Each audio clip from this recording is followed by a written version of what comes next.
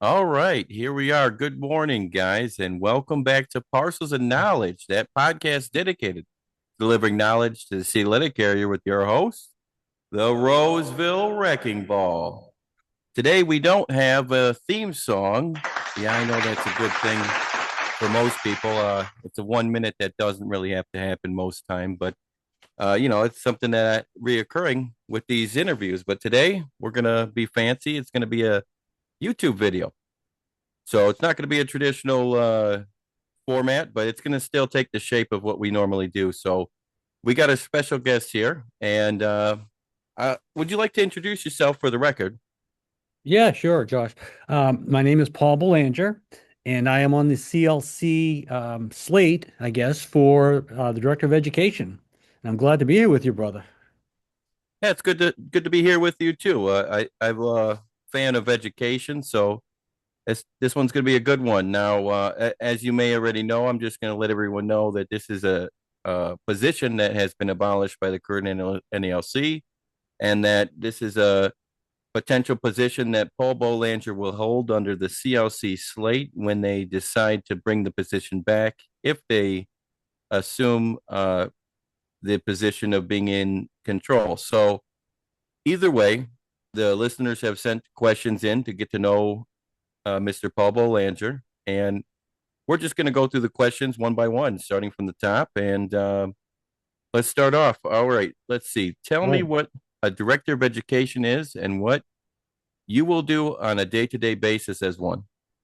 Okay, so I think the previous role, so the Director of Education was phased out in, I think, 2017, and it became an assistant to the president position. Um, I think the position used to be a classroom position. The person used to teach like leadership academy. They used to pop into arbitration training.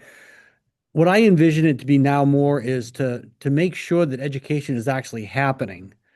So I think I would be a more on the road, making sure that I'm going to offices, regions, making sure that education is actually being followed through on. I think that's more important than sitting in a classroom. And not that I wouldn't be, because I do love teaching, but I also think that we need to make sure that the teaching is happening. So to sit in one classroom doesn't mean that 15 regions are doing what they should be doing. So I hate to put it that way, but there's got to be some enforcement to make sure that the teaching is actually going on and it's not just being penciled in and not. So Okay, that makes sense. Why did National abolish the role? that's a damn good question. Um, I have no idea, brother. I think National really lost focus, is what I think. I think that they just left it up to the regions, and if you look now at the teaching, some regions do a really, really good job, some do an okay job, but they've fallen so far apart. I mean, if you look at some of the programs in Region 6, Region 9, Region 14, they're so different. Some people do steward colleges, some people do School of Stewards, some people do a 1 or 2 day training a year. It's all over the map, and I don't know why they did away with it. I guess that's the question is why. I don't know the answer to that, but I do know that it was a big mistake, and it's just caused a cancer in our education program. All right. Why aren't you running for NBA in your region, Paul? Why am I not? Well, because there's a really good person running, Tom Rooney from Branch 34 in Boston. He's a really good friend of mine. But you bring up a really good point. So, Region 14, where I'm from, New Hampshire, we're a six-state region. And one of the things I've always had a problem with, Josh, is, if there's big states and small states in a region, sometimes the big states get all the attention and the little states get left behind. And that's kind of what's happened in Region 14. Maine, New Hampshire, and Vermont in the 126 years, 130 years, have never had a position at the regional level. Never. We haven't been RAAs, secretaries. We haven't swept the floor, cleaned the toilets. Nothing. So it just doesn't compute with the law of averages. And I think talking to Tom Rooney from Branch 34, he's a different kind of soldier. He's not going to be keeping everything in one town or one state. And he's already reached out to us. He's done training with us. He's already said that he's going to involve everybody in the region. So You I have can't no even get a problem. custodian from Maine? I'll tell you, and it's funny because if you look at Northern New England, our three states, we're the only district, the Northern New England district, we're the only district that don't have an in-house Step B team. Our Step B team is in one of the big states down south of us. So, I mean, it's almost laughable that, we get no representation, but that's going to change, and I have a lot of faith in Tom. So, Yeah. Well, I'm going to insert something here. I feel like I can relate to that in Region 6. Now, don't get me wrong. I think to a degree, I think they do have one position at the NBA's office from each state. But if you look at Kentucky and Indiana, we're Kentucky and Michigan. And if you look at Michigan, it's 11,000 carriers. If you look at Kentucky and Indiana, it's 6,000 combined. So, to be honest, a lot of focus happens in Michigan because it helps you with reelection. Uh, yeah. I think that maybe the regions should be split up a little bit differently, to be honest. Well, I don't know if you recall, a couple of years ago, I did try to propose an amendment for that. Oh, okay. Yeah, I mean, we have 15 regions, and some are six states, some are one state. So I had Yeah. proposed going to 18 regions, and you could have three states or districts in each one. So it'd be three total. Then you could have one person from each state. Yeah, But I think that would be great. But it's a good idea, but get shot down. But that's okay. I believe in the democratic process, so we're all good. all right. So Region 6 has some of the best training offered, my opinion, of course. Would you make short training videos on variety of subjects too long to list and post them in the members only section? This question from you. No, it's not. So, Region 6 does have great training. I really like their steward college or their school of stewards, is it? Is that what they Yep. call it? Yeah. Yep. Yeah, that's them in region, I think, what's Washington, region one? If I'm not mistaken, it's either one or two. Yeah. But they have a really good program too, and region nine's got some great training. Go back to that question again. I'm sorry, I was all caught up in Oh, it's the fine. training again. You talk It's about education, I asking get all excited. it's asking if you would make short training videos on a variety of subjects to post to the members only section. Yeah, actually, right now, if you look online, the CLC is actually doing something called tidbits, like steward tidbits. It's something like that. It's little short contractual reminders, and I think that's really important to get the membership involved in something like that. So yeah, that's a great idea. It's a great idea. To the rank and file, I mean, we on the workroom floor, we don't get enough training, and we don't have to be stewards to get training. All right. Do you prefer Tupac or Biggie? Oh God, there's a story behind this. So my son and my son, when he was a teenager, we were talking about rap music or something like that. And I said, I don't like it. And I mentioned Tupac. I don't like it at all. Right. And he shoved me. It's the first time my son ever shoved me. He's like, he got killed. And I thought I was gonna have to beat up my son over a rapper. So I guess I'd have to go with Biggie because Tupac almost caused family strife. I would have to agree. I'm on Team Biggie. All right. What is your favorite food, and what about favorite regional food from your region? Oh man, favorite regional food. Well, um, Fenway Franks. Fenway Franks are top there. There's a lot to be said there.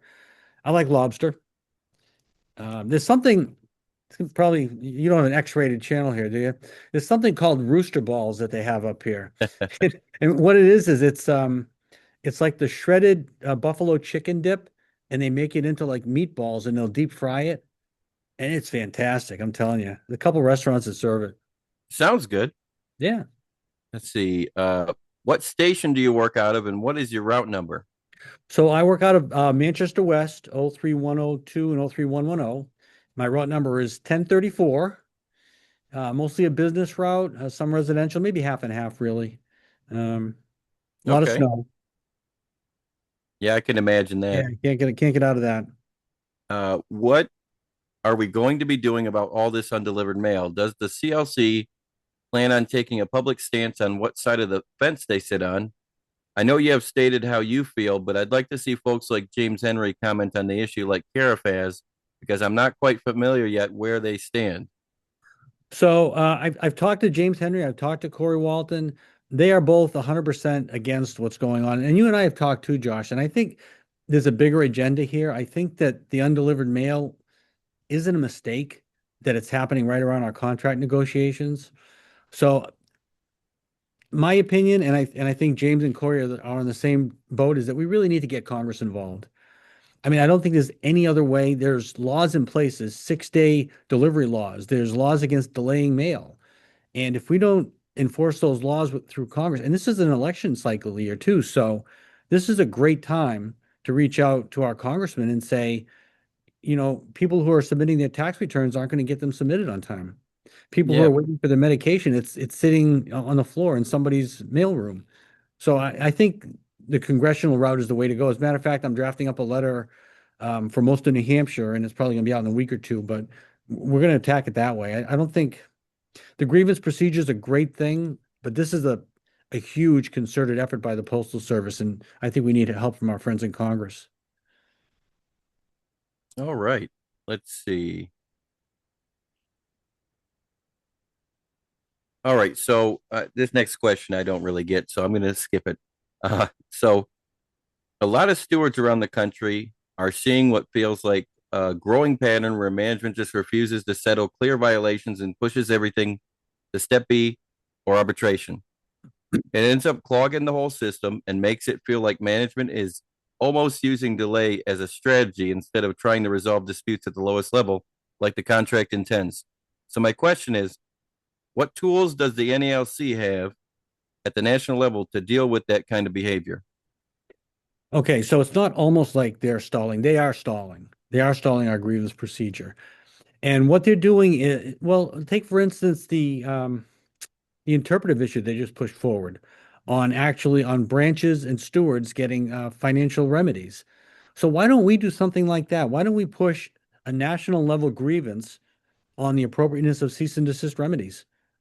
Put that out there and get that established. So once a national arbitrator says cease and desist is appropriate as a remedy in the right circumstances, we won't get these slew of cases getting thrown back because they're arguing cease and desist.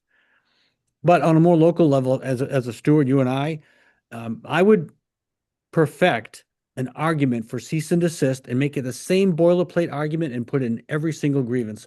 So every time an arbitrator gets this, they're going to say, okay, I've seen this before. Cease and desist is an appropriate remedy. Let's move on to what this grievance is really about.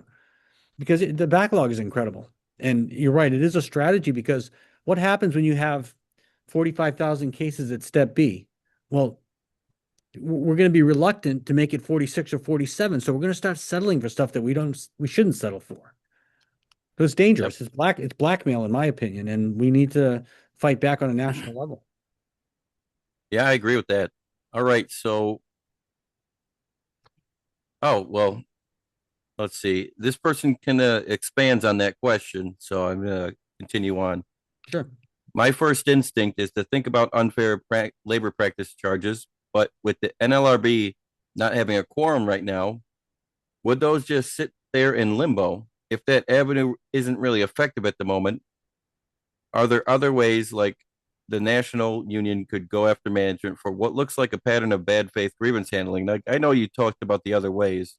You want to comment on that NLRB issue? Yeah, I'm not a big fan of the NLRB. I've had some bad experiences with, well, I've had a lot of experiences where they haven't done much for us, but they've got something called the Collier Doctrine, Collyer.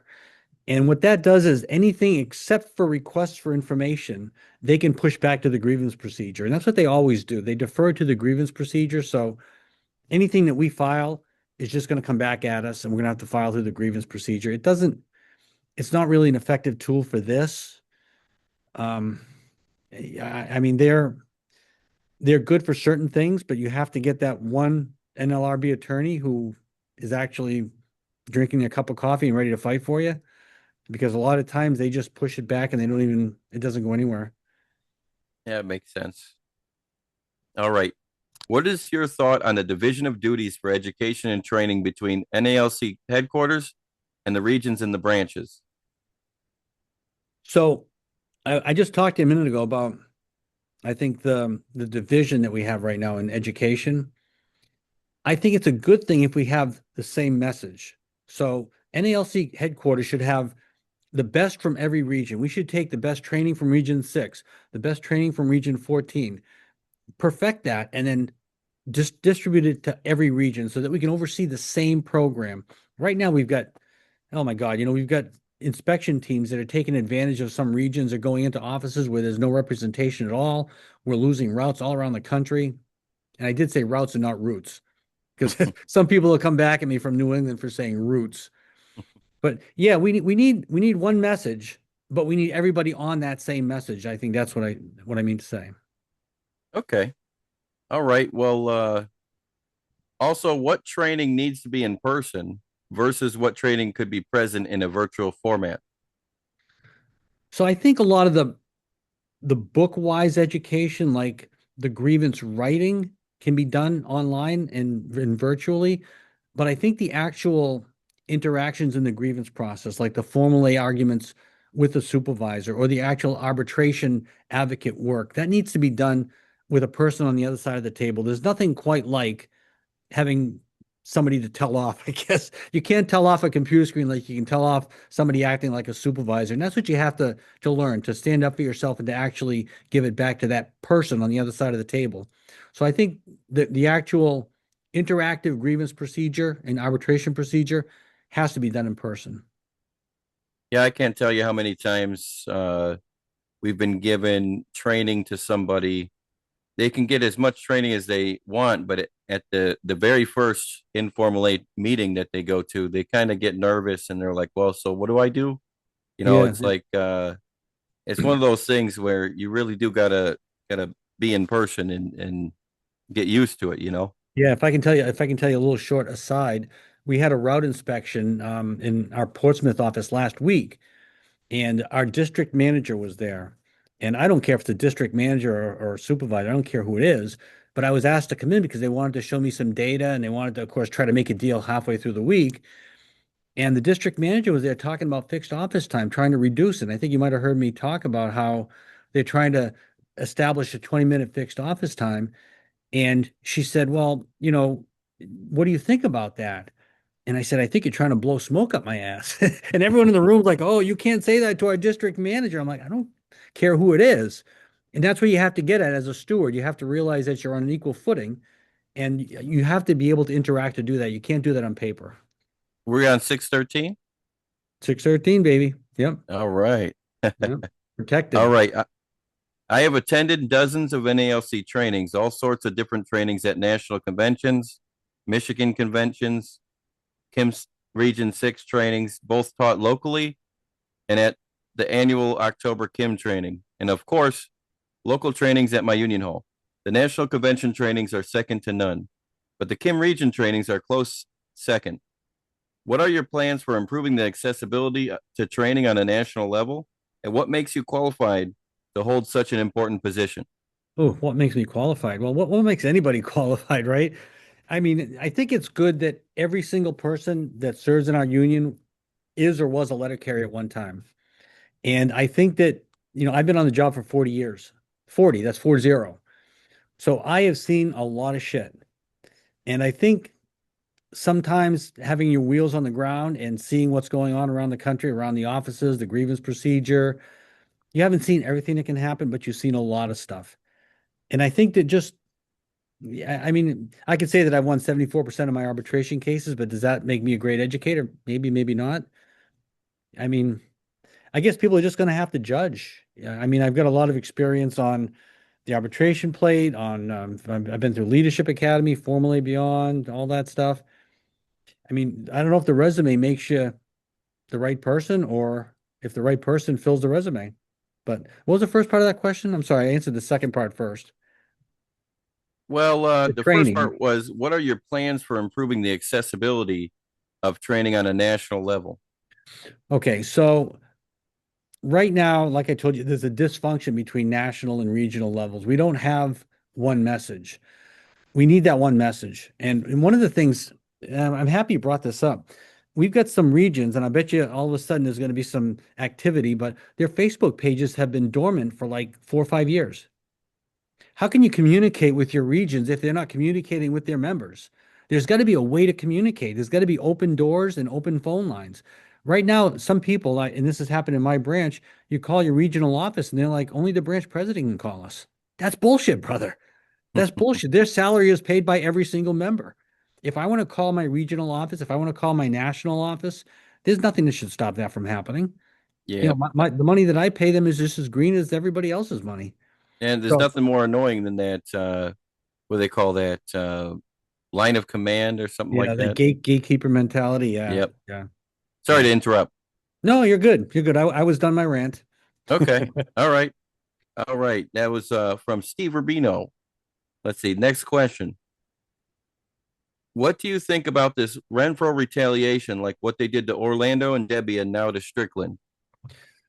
Oh boy. So I have got a different opinion than a lot of people. I don't go for the retaliation at all. I don't care if a new slate comes into office. I don't care if it's somebody that's running against your slate or I think the most qualified person should be where the most qualified person's needed. And if it's somebody that I don't agree with, if I was the national president and somebody from the opposite slate was like an RAA or a business agent, I would bring them in and say, "Listen, can you work with me? Can we work together for the betterment of the NALC?" And if they said yes, that's fine.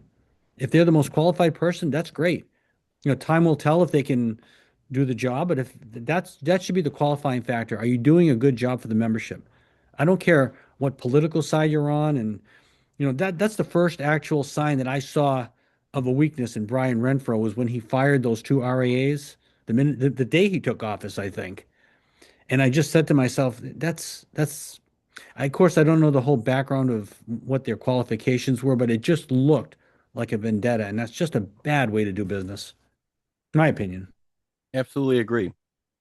All right. I understand the union stewards need the education, but is there any possible way of some type of monthly periodical that would push or could encourage just every city letter carrier to learn the contract? So that is a great idea. We used to have a lot of those. We used to have the arbitration advocate newsletter for advocacy. I think one of them just came back. It wasn't the NALC Advocate. It was another publication, but there's nothing wrong with having one for the rank and file carriers. I think it's a great idea. If we're going to spend money, let's spend it on the members. All right. The CLC is supposedly the slate for integrity. What do you make of the alleged election debacle in San Diego, and how will the CLC handle elections and possibility of election fraud, even if they happen among CLC supporters? Okay, I am going to start this out by saying I don't know a lot about the issue that happened in San Diego. I've done some reading on it and I've heard a little bit. From what I understand, there were some questions about how an election was run, security of the ballots, maybe. I believe in the democratic process. You know, if somebody says they want somebody investigated and they come up and they're investigated fairly and they're found innocent of any wrongdoing, that's great. Um, on the other hand, I don't think that anybody should be above investigation. I mean, we saw that with our national president, you know, where it took a movement of the earth to actually get an investigation going. So I don't think anybody should be offended by being investigated. And if our democracy works fine, you're going to be proven innocent if you're innocent. So I don't have a problem with the process running its course, I guess. But as far as the actual election integrity, I believe in election integrity. I don't know of any malfeasance of ballots or anything like that that's ever happened nationally. I know there's been a lot of I think the clean sweep slate had some election petitions that they had brought forward, but I don't know a lot about those either. But I would hope, and I would do everything I could to make sure that elections are fairly held. All right. Hey, just random question. What's your favorite postal podcast? Normally, this question gets asked, but nobody asks this one. I'm just Oh, going to throw it in there. my favorite postal podcast. Well, it's not the one put out by National, the NALC National. I'll tell you that. Um, I got to go with Ada Arbitration, only because he's been around. I think he was one of the first to do it, and he's got a pretty good program, and he's not afraid to give people what they need to hear. So I'm a fan of Corey's podcast. I like mine Well, too, though. yeah, he's got the best one. I don't think anyone can top Corey ever. Um, all of them are pretty good though. But Yeah, I like yours too, John. oh, you do? You I do? do. I do. All right. Don't ask me to. All right. Aren't you gonna do the applause? Can't you do the applause button? Don't you have an applause button? Oh yeah, I do got one of those. Let me see. All right. Um, so I'm just joking. Honestly, Corey and you both do very well. The Lions As Den. do you, my friend. I think everybody who strives to help the membership, even if it's a 5 minute podcast, I mean, every little bit helps. I think I'm like number five. Oh, Either hey, way, it's pretty fun though. I love but doing it. yeah, it's great. It's a great time. Uh, with all the different handbooks and manuals the post office has, along with our contract, what would be the most beneficial for letter carriers to be educated on and why? Oh, okay. The one that's in your drawer should be in your drawer as a carrier, the M41. That's the letter carrier's responsibilities.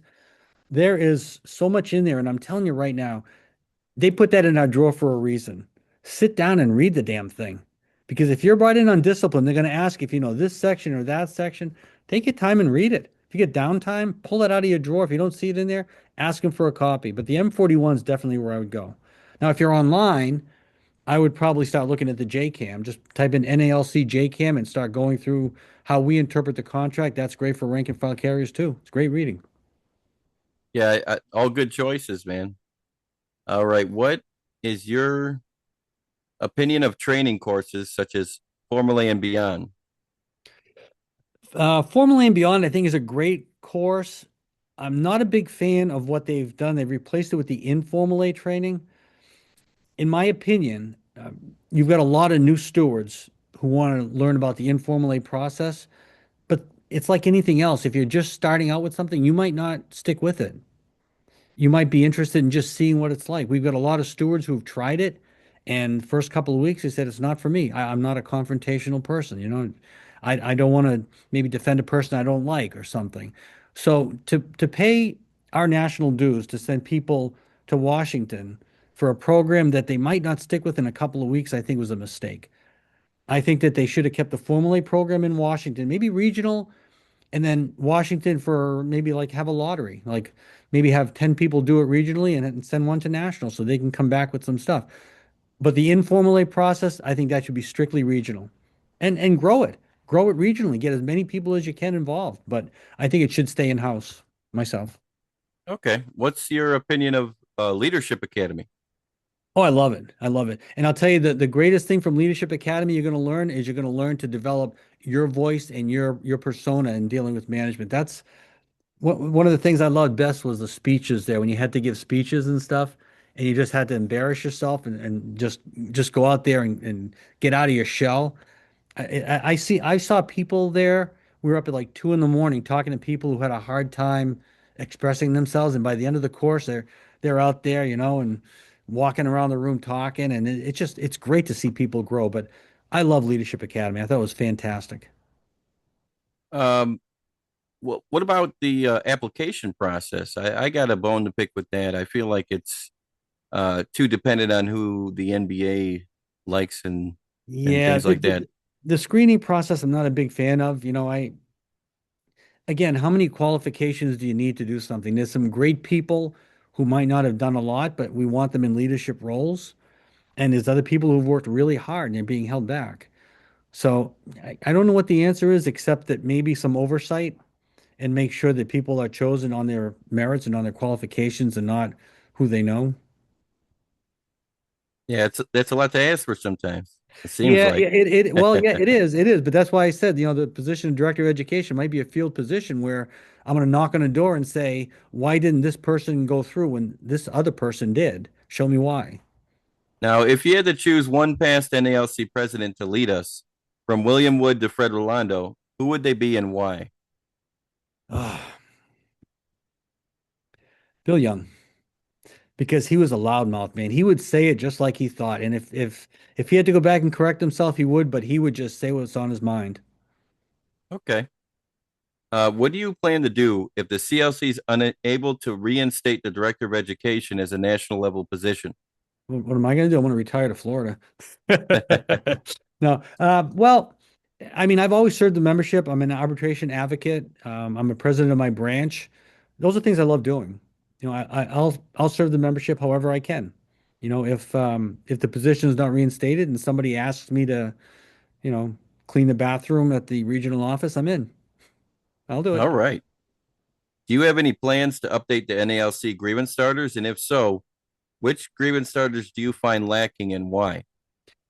Okay, that's a good question. I'm not a fan of the grievance starters as a whole. There is a disclaimer at the beginning where they say these are just very skeletal um, frameworks and you're supposed to add to them, but I don't think they give you enough.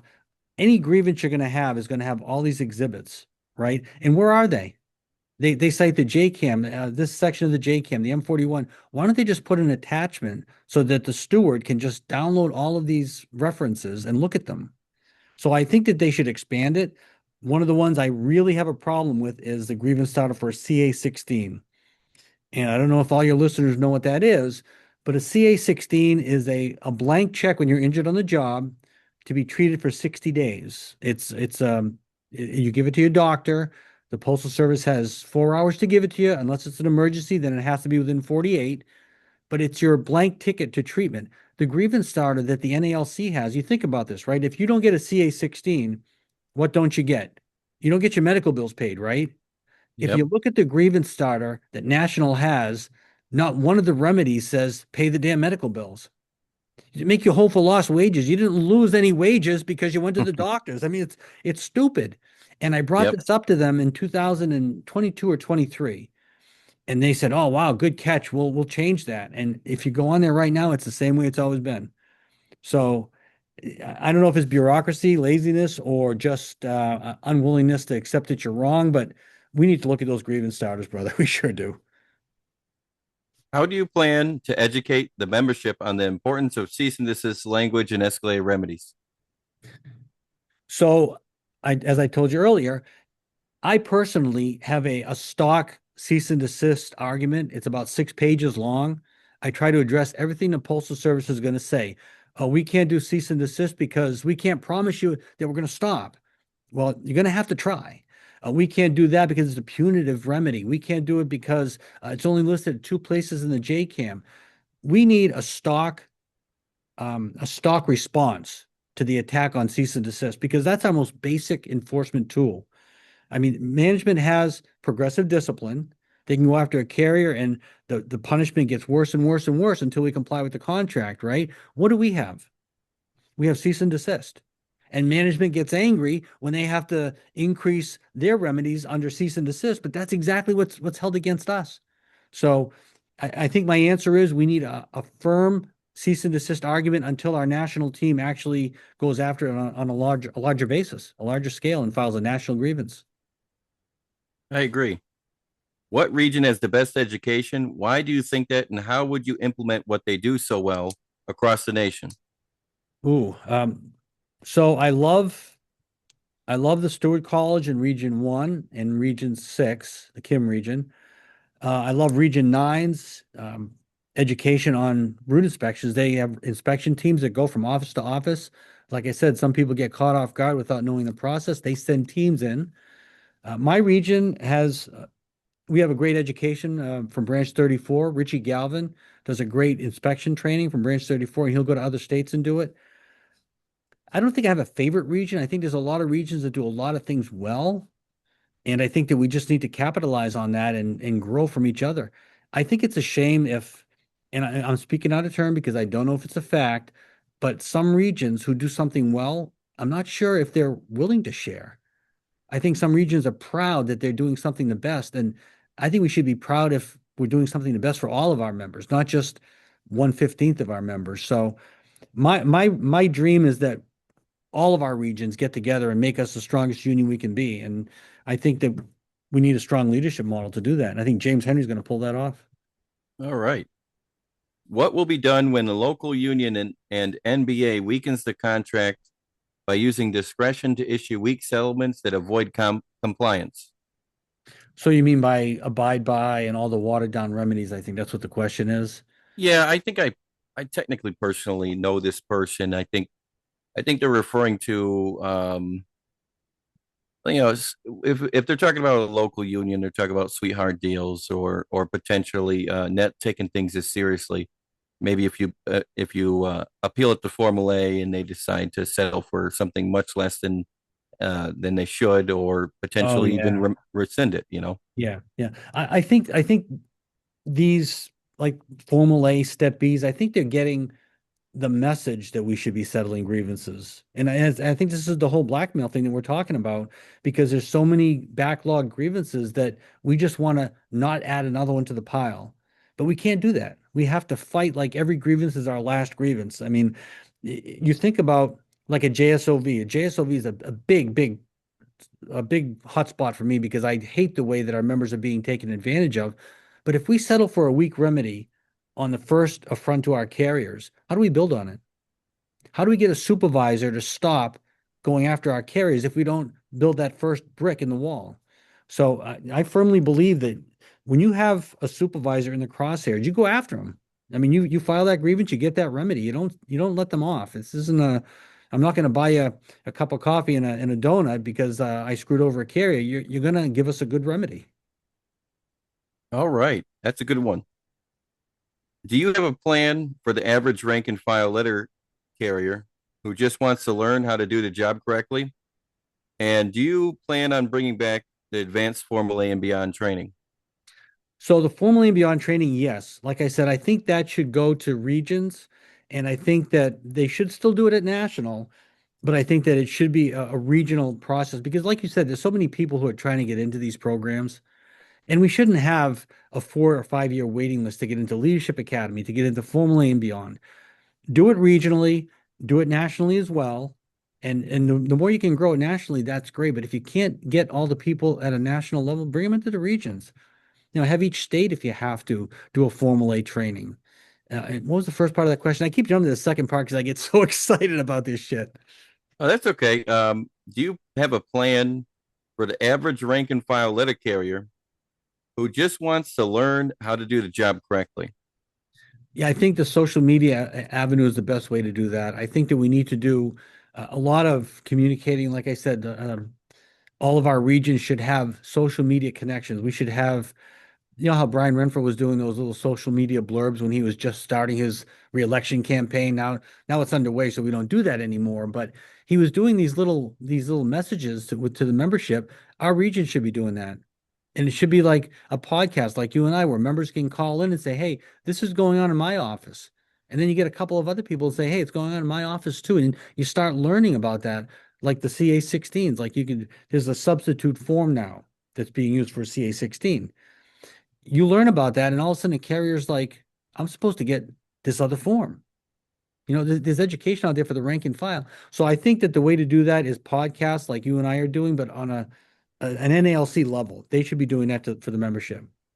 It wouldn't hurt these people to Yeah. work a little bit after hours. They're getting paid well.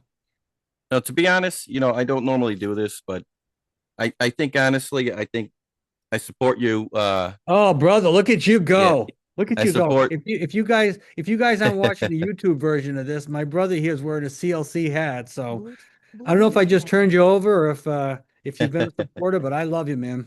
Well, Ken McNeil gave me this, and he's a great guy. But hey, I do support you. I think you guys are doing a great job. I honestly, I think you'd make a fine director of education. But this wouldn't be an investigative interview without asking one final question, Here we go. so that everyone else can understand whether or not they support you. Now, is there anything else you would like to add?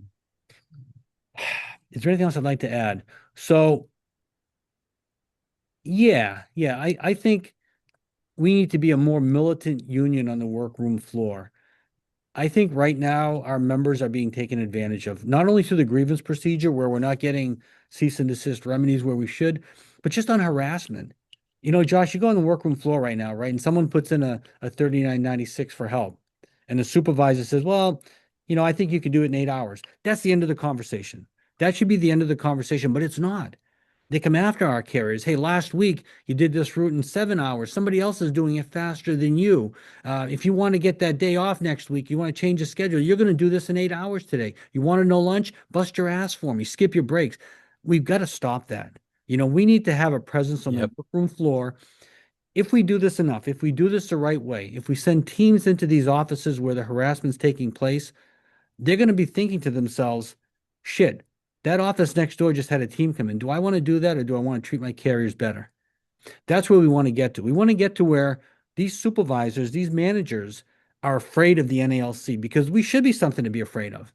I mean, we're a strong union and we need to start flexing some muscle out there on the workroom floor and defending our carriers. So I guess that's how I'd like to end my spiel is like we need to fight. Yeah, I We agree. sat too long in a rocking chair watching supervisors taking advantage of us. That's over.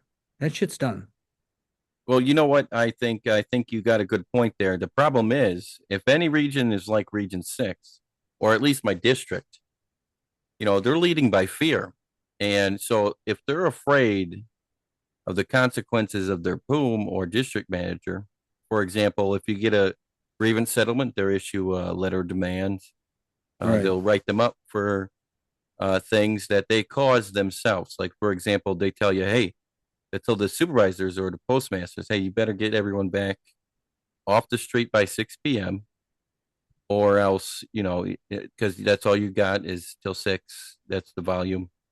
And then if they don't, well, then they get in trouble. And if they do, they had to do it by doing something inappropriate. And if they find out, oh, well, you didn't get the mail delivered, well, now they're in trouble too. So they cause the issue, and then no matter what, the postmaster loses, and that frustration goes down to the city letter carrier. And I think if they're afraid of their bosses, they're not going to be afraid of us based on the way we operate. We just Right. we're like a teddy bear to them because all we do is try and file a grievance. It just goes up and it takes a year.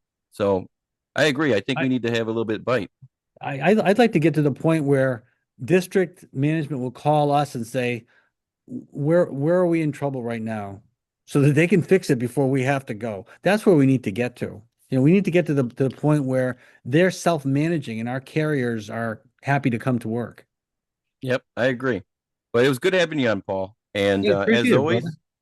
always, hopefully we learned something valuable about you today. And you know, let's see, next week, just to let everyone know, I'm going to have Orlando on. Um, what region is that again?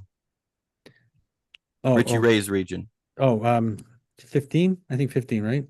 Yeah. Either way, I'm going to repeat this on Monday. It doesn't matter. But for all those folks that are interested, I'm going to have Orlando on next week. So if anybody has any questions, start thinking about them. And it was good having you on.